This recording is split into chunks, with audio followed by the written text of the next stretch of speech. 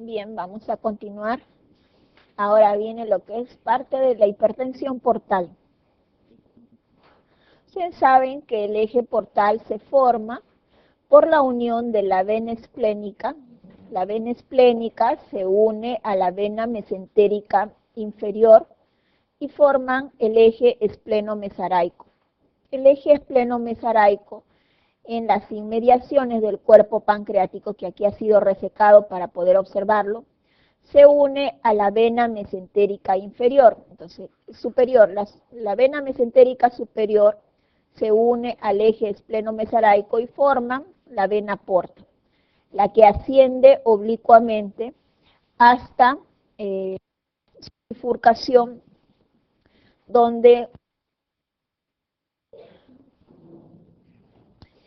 nuevamente, ya ascendiendo la porta va a formar parte de la tríada portal, conjuntamente con la vía biliar y la arteria hepática, y forman la vía biliar adelante y al lado derecho, la arteria hepática adelante y al lado izquierdo, y detrás de ambas la vena porta. Y dentro del hígado se va a dicotomizar para los lóbulos hepáticos, tanto del lado derecho como del lado izquierdo. A la vez vemos los pedículos suprahepáticos, la suprahepática derecha, la suprahepática media y la suprahepática izquierda. Comúnmente la suprahepática media y la izquierda van a formar un tronco común antes de drenar directamente a la vena cava inferior. La bifurcación de la porta normalmente se va a producir a 1 centímetro por debajo de donde encontramos a la rama distal de la suprahepática media. Entonces la suprahepática media viene, está más superficial, y la bifurcación de la porta se encuentra 1 centímetro a 1,5 centímetros por debajo de donde pasa la suprahepática media. Bien. En la hipertensión portal se van a producir alteraciones hemodinámicas a nivel vascular del sistema del eje portal. Va a ocurrir, por un lado, un aumento de la resistencia vascular y por otro, un aumento del flujo sanguíneo en el territorio portal. Por un lado, hay más flujo y por otro lado, hay resistencia a este flujo.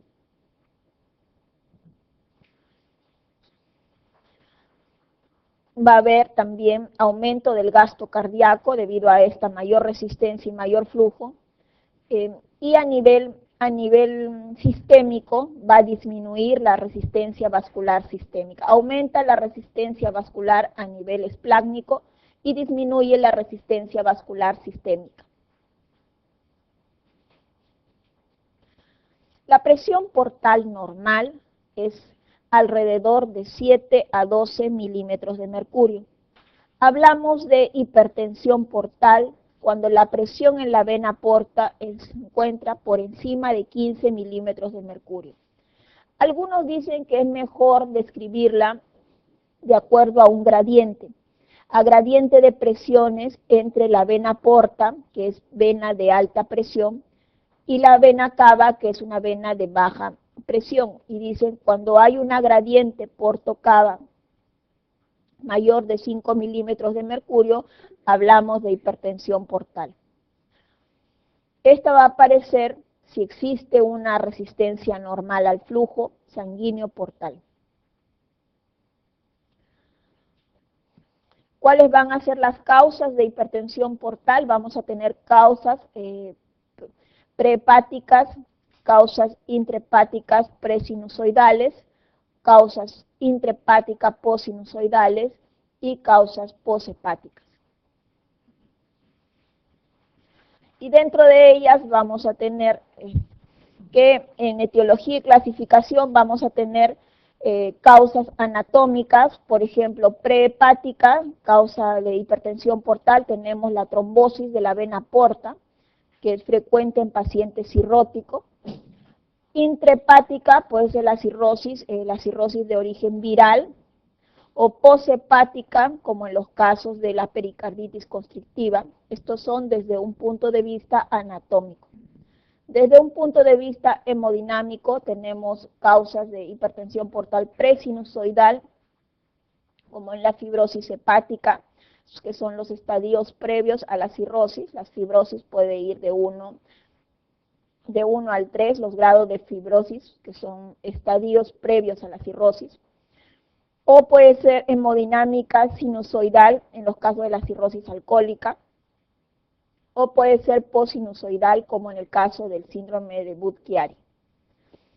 En el laboratorio vamos a encontrar trombocitopenia asociado a disminución de la actividad de la protrombina y está asociado a estadios Child de B y C.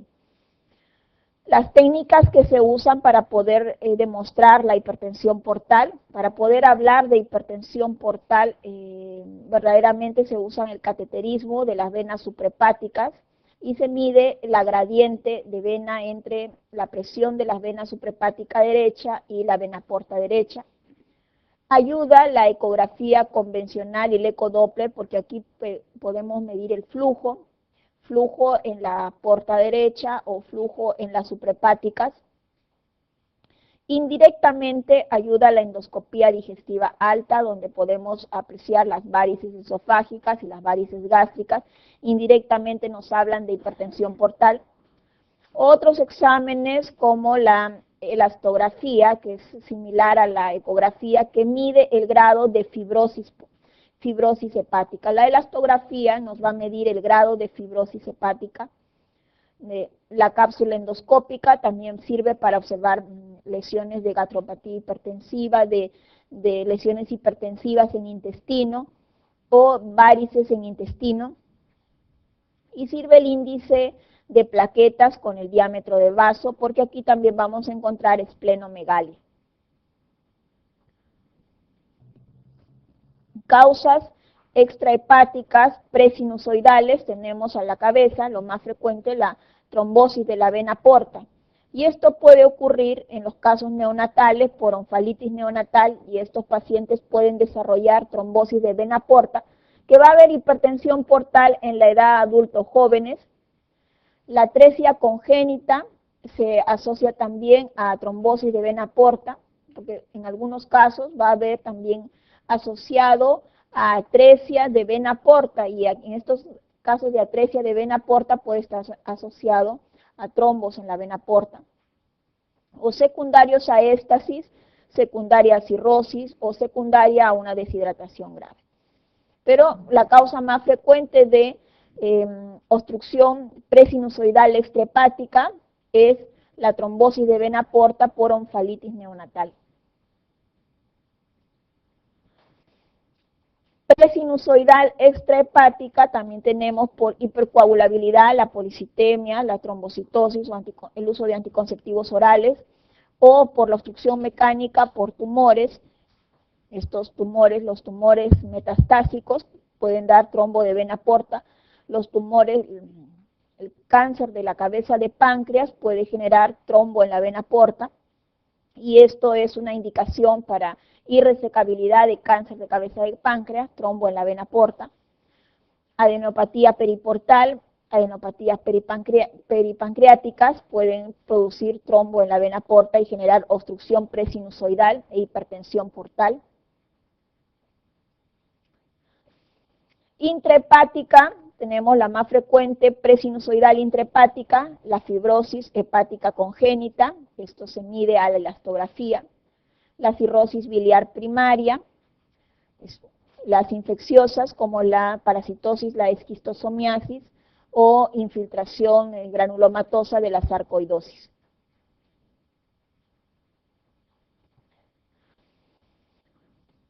Intrahepática tenemos la esclerosis hepatoportal, hipertensión portal primaria o idiopática, o los síndromes mieloproliferativos en enfermedad de Hodgkin, la leucemia mieloide. La toxicidad por arsénico, menos frecuente, puede producir obstrucción presinusoidal intrahepática. En general, hipertensión portal lo podemos tener por cirrosis, por degeneración grasa, se mide a la elastografía, hepatitis tóxica o por enfermedad de Wilson, también produce enfermedad presinusoidal de hipertensión portal. En la postsinusoidal tenemos la cirrosis nutricional, el NASH, la posnecrótica o la cirrosis biliar secundaria, la secundaria colangitis a repetición, como la hemocromatosis, las hepatitis virales, la hepatitis alcohólica, la obstrucción postsinusoidal intrahepática, las extrahepáticas, obstrucciones postsinusoidal extrahepáticas, los tabiques congénitos dentro de las venas suprahepáticas o de la vena cava. Tabiques congénitos en la vena cava generan obstrucción y generan hipertensión portal. Postsinusoidal extrahepática, el síndrome de Budd-Chiari, y también por traumatismo pueden haber obstrucciones al flujo de salida suprahepática o en vena cava. Así también son postsinusoidales extrahepáticas, la pericarditis constrictiva, la insuficiencia cardíaca congestiva que va a generar hipertensión portal.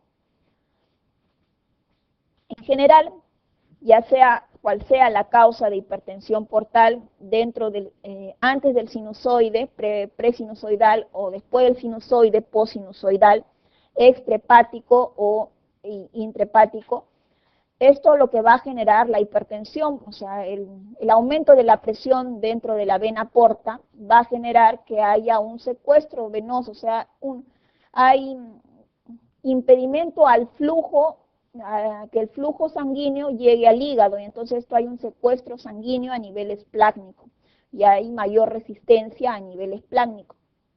Como hay una resistencia y hay un secuestro de sangre a nivel abdominal, el volumen sanguíneo sistémico va a disminuir, porque la sangre se está quedando a nivel abdominal.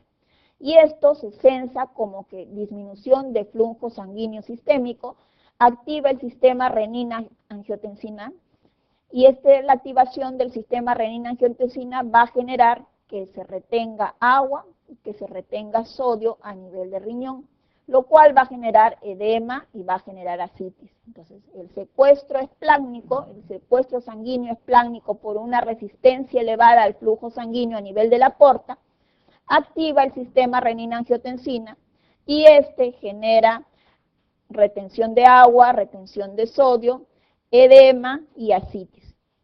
Entonces, la ascitis del hipertenso portal no solamente es por trasudado a nivel del flujo sanguíneo esplácnico, sino también por retención a nivel renal.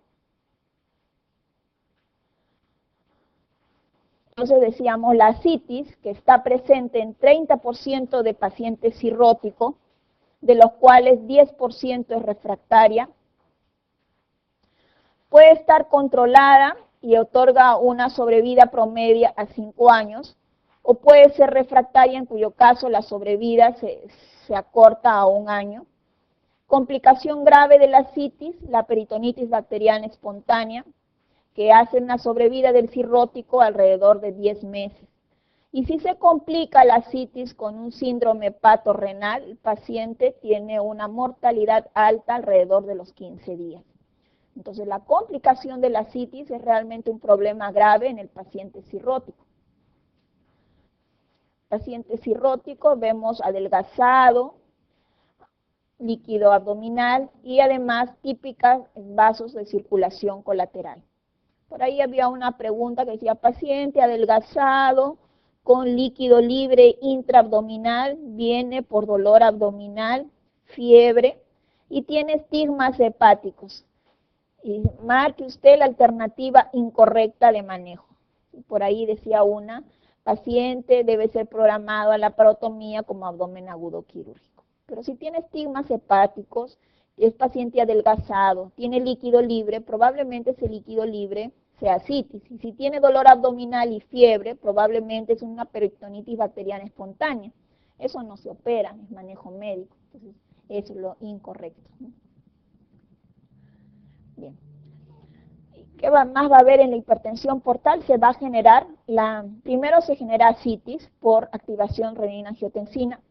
Segundo, se genera circulación colateral, porque debido a que hay una hiperpresión a nivel portal, entonces los vasos sanguíneos tratan de generar nuevas colaterales, y lo primero que se abre son las anastomosis que ya se encuentran naturalmente. Hay anastomosis naturales a nivel del esófago. El esófago tiene venas que vienen del sistema porta, que son las gástricas izquierdas. Las venas gástricas izquierdas drenan al sistema de la porta. Por otro lado, a nivel del esófago también hay sistema de la cava con las venas frénicas. Entonces va a haber una anastomosis entre las venas frénicas, que son del drenaje de vena cava inferior, con las venas gástricas izquierdas, que son del drenaje de la porta. Son las primeras anastomosis. A nivel de las hemorroidales, también a nivel del recto, el plexo hemorroidal superior, que es drenado al sistema de la porta a través de la mesentérica inferior, va a ser anastomosis con las hemorroidales inferiores, que drenan al sistema de las ilíacas, que son sistemas de la vena cava inferior, son anastomosis naturales a nivel de las hemorroidales. Y también existen anastomosis anormales en adherencias internas o en la zona donde se forman hernias internas, hay anastomosis también. Entonces se van a abrir todas esas zonas que normalmente son virtuales o se van a abrir tratando de que la presión vaya de una zona de alta presión, que es el sistema de la porta, a la zona de baja presión, que es el sistema de la cava.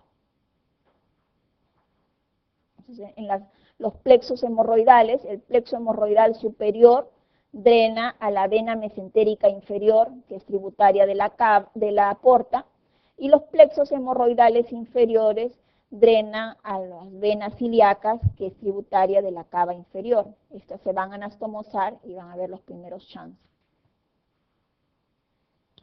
A nivel del esófago, las venas gástricas izquierdas, gástrica izquierda, que es del sistema de la porta, va a ser anastomosis con las venas frénicas, que es del sistema de la cava inferior, son las anastomosis. Estas a la larga van a formar las varices esofágicas. Bien. Y las varices esofágicas, estas se van a formar cuando el gradiente porto-cava sea mayor de 10 a 12 milímetros de mercurio. Hablábamos de hipertensión portal cuando el gradiente está por encima de 5 milímetros de mercurio, pero se hacen patentes como varices esofágicas cuando la gradiente se encuentra mayor de 12 milímetros de mercurio. Se encuentra una incidencia de 25% en pacientes cirróticos. Las gástricas, las varices gástricas también obedecen a hipertensión portal, pero estas son más raras. Se asocian a un shunt renogástrico. La incidencia de hemorragia digestiva alta es 30% por año, y los factores de riesgo para varices esofágicas son la presencia de puntos rojos a la endoscopía, a mayor child, mayor riesgo de sangrado, child B, child C, a mayor gradiente, mayor riesgo de sangrado, la presión y mayor riesgo de muerte. Cada sangrado de varices esofágicas aumenta el riesgo de muerte del paciente cirrótico. Además, en hipertensión portal vamos a tener primero varices esofágicas, ascitis, varices esofágicas, hiperesplenismo, vamos a tener una leucopenia menor de 4.000 y puede haber trombocitopenia menor de 100.000, ascitis, la hipoalbuminemia, esta además va a disminuir la presión oncótica, va a haber asociado a varices esofágicas y puede haber encefalopatía hepática y además gastropatía hipertensiva, y hay erosión de la mucosa esofágica.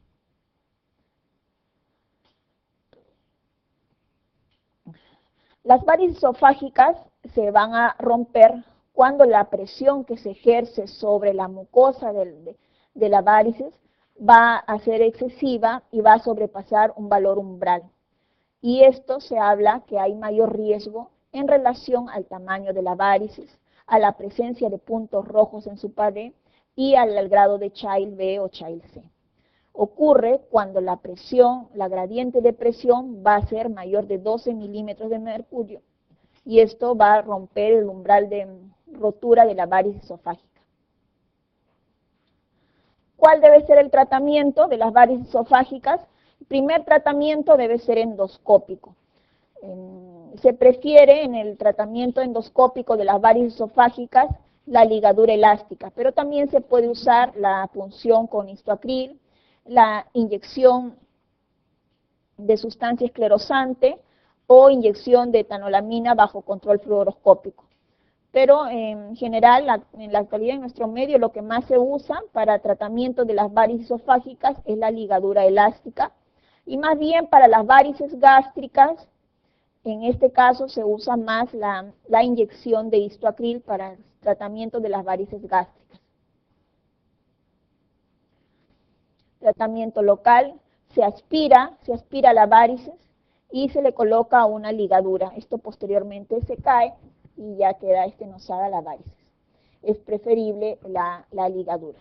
Asociado a fármacos vasoactivos para disminuir la presión a nivel de la varice.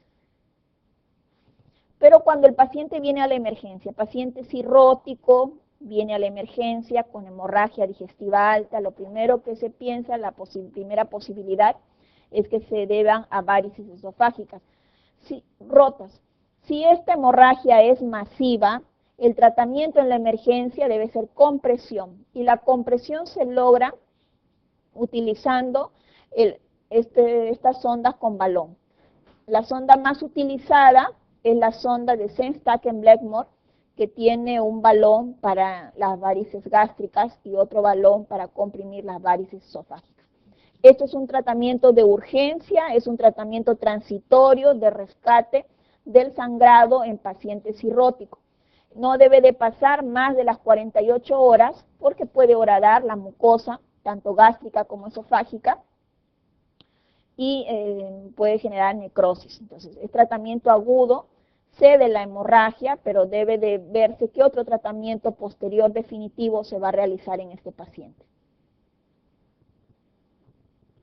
Y dentro de los tratamientos quirúrgicos de la hipertensión portal, vamos a tener aquellos tratamientos quirúrgicos derivativos que van a derivar el flujo de la porta hacia el sistema de menos presión de la cava. Y dentro de las derivaciones portales vamos a tener la anastomosis portocava troncular, la anastomosis mesentérico-cava con parche de vena yugular, la anastomosis de espleno-renal central o la anastomosis o derivación espleno-renal distal u operación de Warren, que es lo que en realidad más se usa porque genera menos riesgo de encefalopatía. Como la sangre que está en la porta tiene todas las toxinas que se han absorbido del intestino delgado, y esto en teoría debería ir al hígado para detoxificarse, al hacer el tratamiento de hipertensión portal, llevo esta sangre con toxinas hacia el sistema de la cava, y va a ir esta sangre con toxinas hacia la vía sistémica a través del flujo que va por la cava a todo el organismo. Eso va a generar encefalopatía. Entonces, las que son más agresivas, que llevan todo el flujo de la porta hacia la cava, esto va a generar mayor encefalopatía.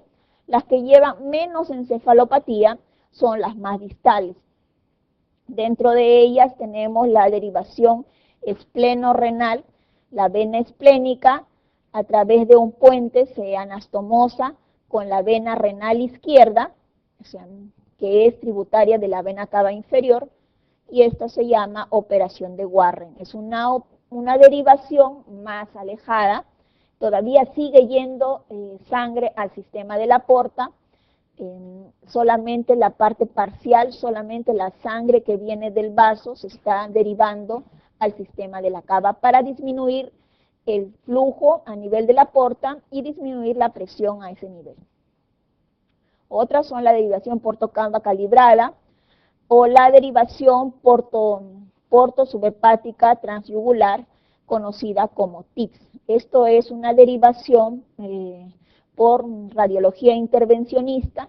Se coloca un stent entre la vena suprahepática derecha y la vena porta derecha. Estas son las más definitivas, las que llevan la sangre portal a la sangre de la cava. Pero existen también cirugías no derivativas, no vasculares. Estas son cirugías vasculares. No vasculares, dentro de las no vasculares están las ligaduras de las varices esofágicas transtorácicas o la desconexión ácido-portal, o también llamada operación de Sigura, que incluye ligadura de las varices esofágicas, desconexión vía transtorácica y abdominal, asociado a esplenectomía. Entonces, en el tratamiento quirúrgico de la hipertensión portal tenemos cirugías derivativas, que son cirugías vasculares, y cirugías no derivativas, que tratan simplemente la parte de las varices esofágicas y la parte de las varices gástricas, asociado a esplenectomía. Para recordar, la porta es posterior, ¿no? La arteria y la vía biliar. Aquí no está dibujado, pero todo este pedículo portal se encuentra por delante de la vena cava inferior, porque el pedículo portal entra al hígado, y detrás del hígado tenemos la vena cava inferior. Entonces, se puede cortar o seccionar la vena porta y ligar, y la parte distal anastomosar a la vena cava inferior. Entonces acá está la porta, su muñón proximal, este es el colédoco, igual acá vemos, este es el colédoco. La porta se ha seccionado y se ha ligado, y la parte distal se ha anastomosado a la vena cava, que está aquí, es de la vena cava inferior. Entonces, derivación porto cava término lateral. Y ahora que sangre llega al hígado, está llegando sangre solamente de la arteria hepática. Otra cirugía es la sutura de la vena esplénica izquierda, el riñón izquierdo, se une la vena esplénica izquierda a través de un parche, la vena renal izquierda con la vena esplénica a través de un parche. Entonces llevamos todo el flujo del vaso hacia la vena renal izquierda, que finalmente va a terminar en la cava. Y cirugías no derivativas: seccionar los vasos cortos a nivel del fondo gástrico, seccionar la vena gástrica izquierda, todos los vasos, hacer esplenectomía, y se puede hacer una gastrotomía, y a través de una gastrotomía ingreso una sutura mecánica, se corta a nivel de la circunferencia del esófago, y a la vez se anastomosa a ese nivel. Al cortar y anastomosar, estoy cortando todas las varices esofágicas. Operación de Sigura. Estos son los stents que se colocan en los TIPS, eso es por radiología intervencionista. Por radiología intervencionista se ingresa a través de la vena yugular derecha, llega a la vena cava inferior, desciende por la vena suprahepática derecha, y con una guía fluoroscópica se ingresa transhepático hasta encontrar una vena, la rama de una vena portal derecha, y allí se dispara el stent. Este stent, que aproximadamente tiene 5 centímetros, hace un puente entre la vena suprahepática derecha y la vena porta derecha, de tal forma que disminuye la presión, la resistencia a nivel de la vena porta derecha, y el flujo va a pasar más rápido. Esto también como complicación incrementa la encefalopatía. Decía que en la operación de Shigura hay que hacer sección de los vasos cortos a nivel del fondo gástrico, esplenectomía, una gastrotomía, se ingresa una sutura mecánica circular y se hace un disparo. El disparo va a provocar que se seccione la circunferencia del esófago y a la vez se anastomosa. Entonces, al cortar y anastomosar, van a cortar todas las varices esofágicas que se encuentran a ese nivel. Nuevamente, se secciona, es la transección, a eso se llama transección esofágica, la ligadura de los vasos cortos a nivel del fondo y el cuerpo gástrico, más esplenectomía. Esto es una cirugía no derivativa, operación de Shigura. El episodio agudo del sangrado por varices esofágicas, primero hay que estabilizar al paciente, se le puede dar somatostatina, además profilaxis de las complicaciones, hay que hacer la endoscopía alta precoz para confirmar el sangrado activo y hacer el tratamiento con, ya dije, las varices esofágicas se tratan con ligadura, las varices gástricas con inyección de histoacril. En el sangrado activo el tratamiento es endoscópico de inicio. Si persiste, hay que ya plantear el tratamiento quirúrgico. Lo mejor es siempre la cirugía derivativa, pero a veces el paciente puede estar en un grado tan avanzado de enfermedad, Child-C, o tener comorbilidades y ya no ser candidato a tratamiento quirúrgico. En ese caso se puede utilizar los TIPS. Las técnicas derivativas electivas, ya dije, son técnicas vasculares, se van a indicar cuando ha fracasado el tratamiento médico y el tratamiento de ligadura endoscópica. Tienen una gran eficacia, el problema es su alta morbimortalidad porque son técnicas vasculares de alto sangrado. Y además, como complicación, las técnicas derivativas van a traer encefalopatía hepática y además va a haber deterioro de la función hepática. No va a haber sangrado, pero va a haber deterioro de la función hepática. Las técnicas no selectivas, tenemos la portocava calibrada o la colocación de TIPS, es igual, va a ser encefalopatía. O las selectivas generan menos encefalopatía. Dentro de ellas tenemos la espleno-renal distal u operación de Warren, que en la actualidad es una de las más indicadas. La cirugía de hipertensión portal más indicada en la actualidad es la cirugía de derivación selectiva que disminuye el riesgo de encefalopatía. Es espleno-renal distal u operación de Warren.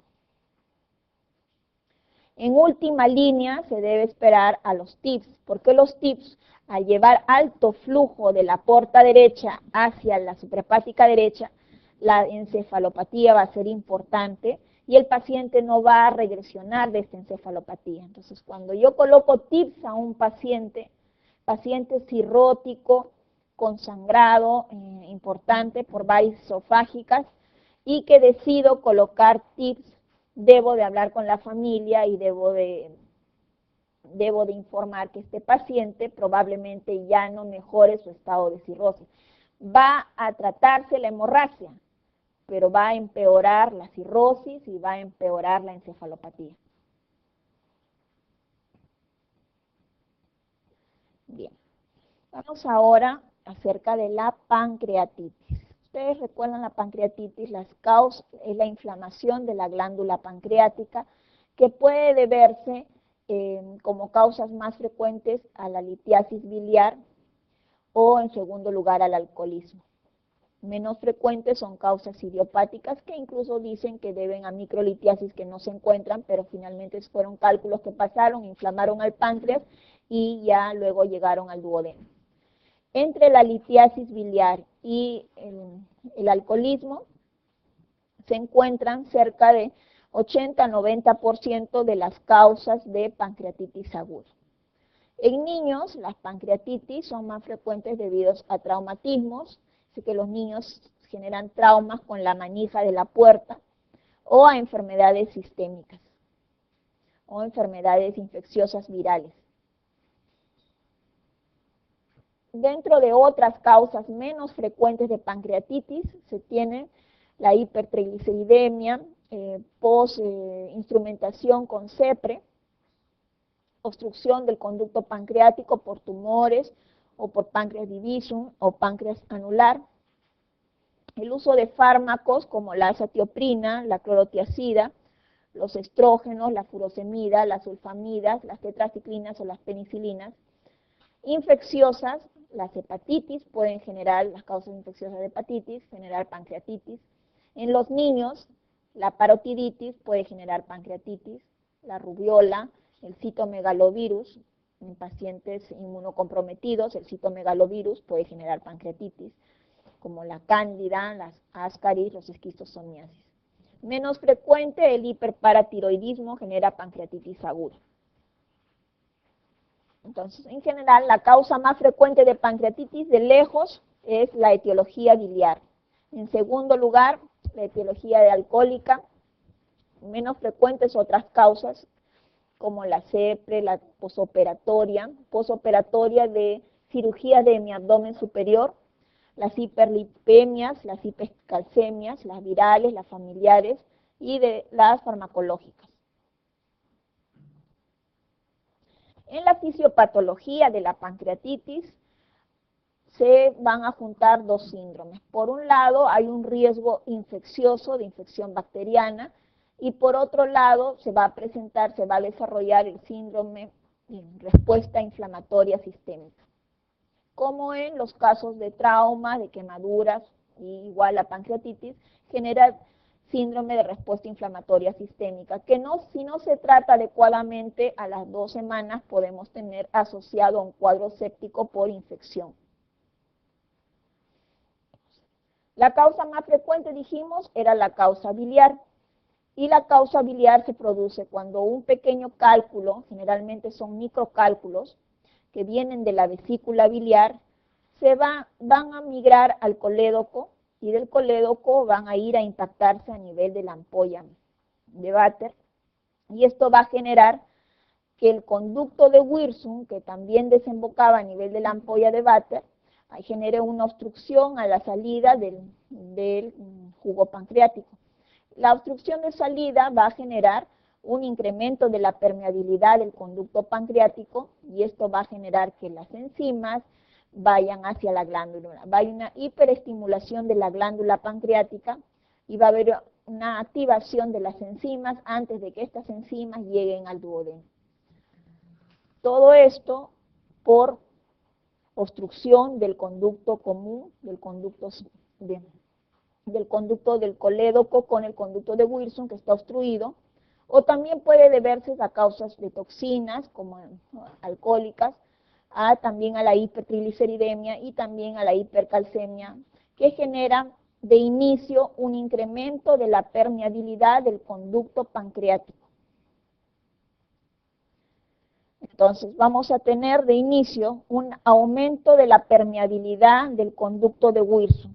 Y las enzimas pancreáticas que se encuentran en su interior como proenzimas, a nivel cuando van a llegar a la glándula pancreática, que están fuera del conducto pancreático, van a ser activadas y van a generar el cuadro de inflamación pancreática y pancreatitis aguda, ya sea la litiasis, ya sea el alcohol, ya sea las causas de hipertrigliceridemia, hipercalcemia o las tóxicas. Lo que inician es un aumento de la permeabilidad del conducto pancreático y hacen que las proenzimas vayan a la glándula y sean activadas, intraglandulares e intracelulares, y generen la digestión de la glándula. Entonces, hay de inicio, aumento de la permeabilidad del conducto pancreático. El aumento de la permeabilidad activa las enzimas dentro de la glándula. La activación de las enzimas dentro de la glándula forma la saponificación glandular, formación de jabones, y en la saponificación se retiene calcio. En los jabones de la glándula se van a retener calcio. Esto va a generar hipocalcemia por un lado por activación enzimática y formación de saponificación. Pero también va a haber un proceso inflamatorio de la glándula, hay necrosis, hay inflamación de la glándula y el edema va a captar proteínas. Va a haber una disminución sistémica de la albúmina y como hay el edema va a captar las albúminas y en la sangre van a haber menos albúminas, va a haber menos transportador de calcio y por lo tanto va a haber hipocalcemia. Entonces, hipocalcemia es por hipoalbuminemia relativa y por la saponificación a nivel de la glándula. Entonces, en la pancreatitis hay hipocalcemia. Además, decimos, hay edema pancreático y hay un edema pancreático asociado a un edema de tejidos circundantes. El edema va a secuestrar líquido y este secuestro de líquido va a formar un hilio. Va a haber hilio y el hilio va a ahondar la formación de un tercer espacio. Entonces, en pancreatitis tenemos aumento de la permeabilidad del conducto pancreático, inflamación de la glándula, saponificación del tejido e hipocalcemia. Hay edema de la glándula pancreática, hay secuestro de líquido por este edema y en el edema se forma un tercer espacio. Pero además que hay tercer espacio por el edema, hay tercer espacio por el hilio. Hay un hilio dinámico producto del proceso inflamatorio intraabdominal.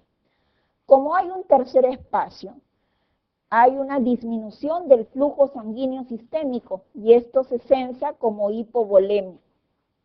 Como hay una hipovolemia eficaz, va a centrarse como hemoconcentración. Entonces, en la pancreatitis también hay hemoconcentración, hay hipovolemia porque el líquido en vez de estar en la sangre está a nivel del tercer espacio y esto va a generar cambios cardiovasculares como son hipotensión, oliguria y respuesta cardiovascular. Entonces, hay líquido, el líquido se encuentra a nivel del hilio dinámico y en el edema. Es disminución del flujo sanguíneo sistémico que se censa como hipotensión y esto va a generar una respuesta cardiovascular, taquicardia, hipotensión. Como hay una disminución del flujo sanguíneo sistémico, hay una disminución del flujo sanguíneo renal y por lo tanto hay oliguria.